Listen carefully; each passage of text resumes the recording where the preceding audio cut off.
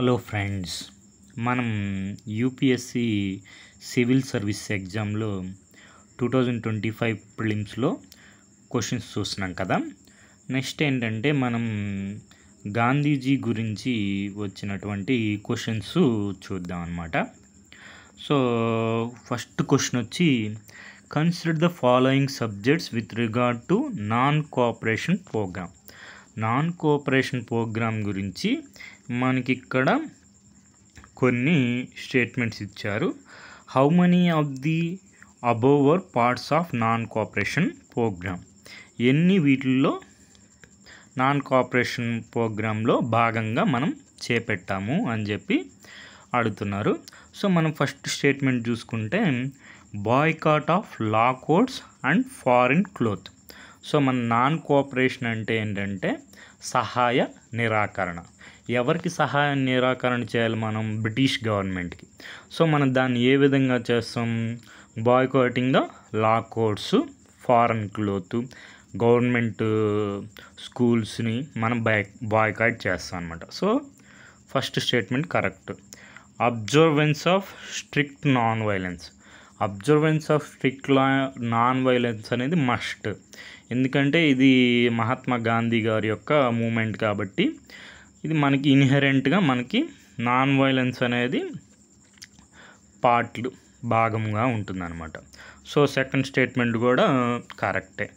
తర్వాత వచ్చి third statement చూసుకుంటే, retention of titles and honours without using them in public. So ఇదేమంటున్నారు? Retentions of titles అంటే టైటిల్స్ని ఉంచుకోవాలి, టైటిల్స్ అండ్ ఆనర్స్ని ఉంచుకొని వాటిని మనం యూజ్ చేయకూడదు పబ్లిక్లో అంటున్నారు. సో ఈ స్టేట్మెంట్ అనేది ఇన్కరెక్ట్ అనమాట. మన టైటిల్స్ కానీ ఆనర్స్ కానీ సరెండర్ చేసేస్తారు బ్రిటిష్ గవర్నమెంట్కి. సో మనం చూద్దాం. సో ఇది థర్డ్ స్టేట్మెంట్ అనేది incorrect. First statement correct, second statement correct, third statement incorrect. Fourth statement వచ్చి, establishment of panchayats for settling disputes. Fourth statement కూడా మనకి కరెక్ట్. సో మనకి ఎన్ని స్టేట్మెంట్స్ కరెక్ట్ అయినాయి? 1, 2, 4 ఈ మొత్తం కలిపి 3 స్టేట్మెంట్స్ కరెక్ట్ అయ్యాయి. మనకి హౌ మెనీ అని అడిగారు కాబట్టి ఓన్లీ 3 అనేది ఆన్సర్. మనకి సి అనేది ఆన్సర్ అవుతుంది. మనకి ఇచ్చిన 4 స్టేట్మెంట్స్లో ఒక స్టేట్మెంట్ ఇన్కరెక్ట్, మిగిలిన 3 స్టేట్మెంట్స్ కరెక్ట్ కాబట్టి మనకి ఆప్షన్ సి ఆన్సర్ అవుతుంది, ఓన్లీ 3 అన్నమాట. సో మనం ఇక్కడ ఎక్కడి నుంచి క్వశ్చన్ వచ్చిందని నేను భావిస్తున్నానంటే, ఇది మనకి ఇక్కడ సమ్మరీ ఇచ్చున్నారు. దాంట్లో టెక్నిక్లో ఇక్కడ చూడండి మీరు, boycott of law codes and foreign cloth అని ఒక స్టేట్మెంట్ ఇచ్చారు. Next setting up of panchayat అంటే establishment of panchayat to settle the disputes అని ఒక స్టేట్మెంట్ ఇచ్చారు. అది ఈ 2 స్టేట్మెంట్స్ కూడా మనకి కరెక్ట్. ఇది వచ్చి మనకి summary, Khilafat non cooperation moment summary అనమాట. దాంట్లో టెక్నిక్ యూస్డ్, సోర్స్ వచ్చి మనకి మోడర్న్ ఇండియా స్పెక్ట్రమ్ బుక్ అనమాట. సో తర్వాత ఇంకో క్వశ్చన్ యూపీఎస్సి సివిల్ సర్వీస్ ఎగ్జామ్లో ప్రీవియస్గా 1993లో ఒక క్వశ్చన్ వచ్చింది. ఏంటి? The title given by the British government to Mahatma Gandhi which he surrendered during non cooperation moment was. So Gandhi గారికి ఒక టైటిల్ ఇచ్చారు, దాన్ని గాంధీ గారు సరెండర్ చేసేసారు. ఎప్పుడు? నాన్ కోఆపరేషన్ మూమెంట్ టైంలో. అంటే మనకి దాన్ని బట్టి ఏం అర్థం అవుతుంది? నాన్ కోఆపరేషన్ మూమెంట్ టైంలో టైటిల్స్ని సరెండర్ చేసేసారు. సో దీనికి ఆన్సర్ వచ్చి కైజరే హింద్ అనమాట. సో ఆ టైటిల్ ఉంటుంది గాంధీ గారికి, అది సరెండర్ చేసేస్తారు అనమాట. సో అది.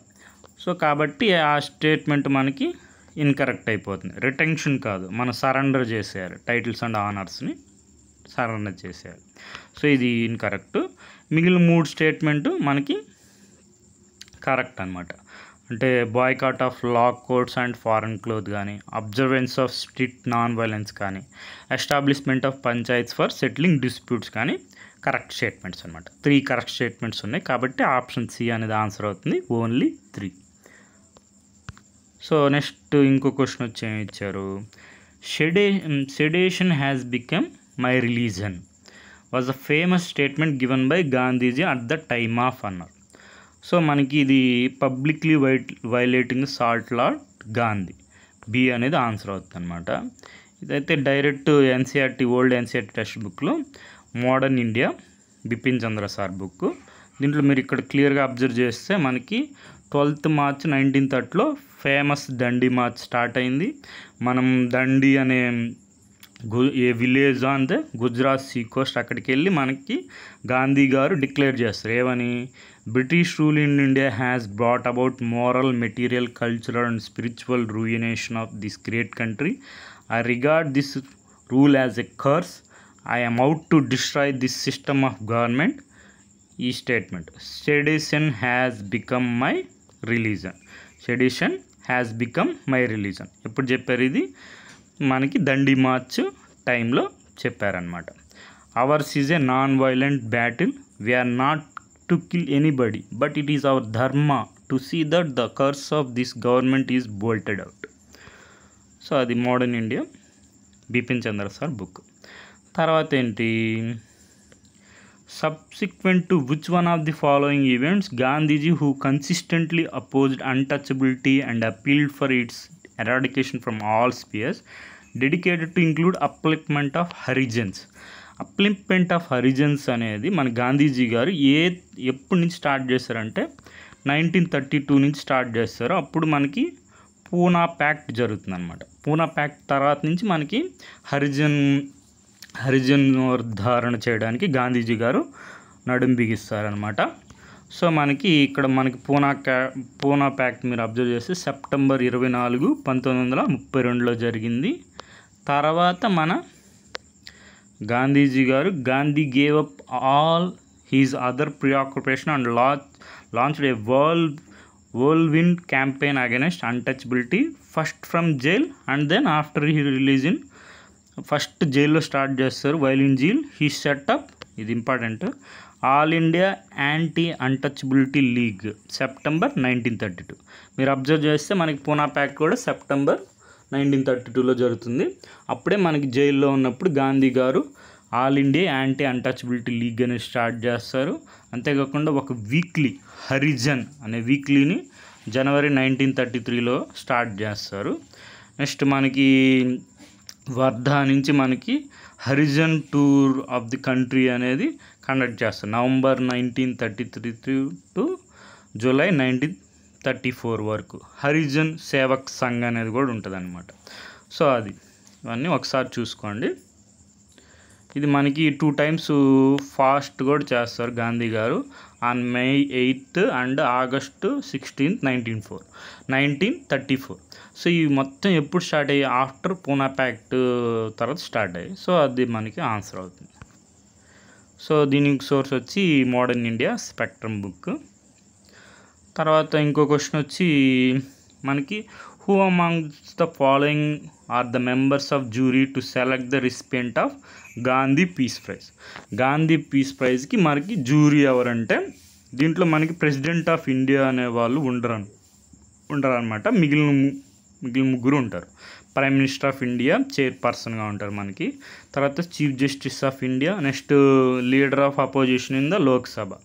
2, 3, 4 అంటే ఆప్షన్ సి అనేది ఆన్సర్ అవుతుంది. సో మనకి ఈ క్వశ్చన్ బేస్ చేసుకొని మనకి రాబోయే ఎగ్జామ్స్లో ఏ క్వశ్చన్స్ వస్తాయనేది మనం కాన్సెప్ట్ చూసుకోండి అనమాట.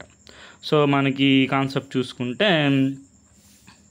మనకి గాంధీ పీస్ ప్రైజ్ అనేది 2021కి గీతా ప్రెస్ గోరఖ్పూర్ వారికి గాంధీ పీస్ ప్రైజ్ అనేది 2021 సంవత్సరానికి ఇచ్చారనమాట. అది మనకి అనౌన్స్ ఎప్పుడు 2023లో అనౌన్స్ జరిగింది. సో మనకి గాంధీ పీస్ ప్రైజ్ని గీతా ప్రెస్ వారికి ఇచ్చారు 2021 సంవత్సరంగా. సో మనకి గాంధీ పీస్ ప్రైజ్ గురించి మనం తెలుసుకుంటే మనకి గవర్నమెంట్ ఆఫ్ ఇండియా వాళ్ళు దీన్ని యాన్యువల్ అవార్డు అనమాట. 1995లో 125వ జయంతి మహాత్మా గాంధీ జయంతి సందర్భంగా దీన్ని స్టార్ట్ చేశారు ఇండియన్ గవర్నమెంట్ వాళ్ళు. సో మనకి ట్రిబ్యూట్ టు ఐడల్స్ మనకి మహాత్మా గాంధీ అనమాట. ఇది ఇంపార్టెంట్ చూసుకోండి. Award is open to all persons regardless of nationality, race, language, caste, creed or gender. So ఏ నేషనాలిటీ వారైనా మనకి గాంధీ పీస్ ప్రైజ్కి ఎలిజిబుల్ అనమాట. మనకి అవార్డుకి ఏమేమి ఇస్తారు భాగంగా, అమౌంట్ ఆఫ్ 1 crore రూపీస్ ఇస్తారు, సైటేషను, ఒక ప్లాక్, నెక్స్ట్ వచ్చి ఒక మంచి exquisite traditional hand craft and handloom item అనేది ఇస్తారనమాట గాంధీ పీస్ ప్రైజ్. మనకి 2021 సంవత్సరం కానీ Gandhi peace prize Gita press Gorakhpur వారికి లభించింది. ఇది మనకి 18th June 2023లో మనకి ప్రైమ్ మినిస్టర్ గారు హెడ్ చేసిన జ్యూరీ అనేది ఎన్నుకోవడం జరిగింది యునానిమస్లీ అనమాట.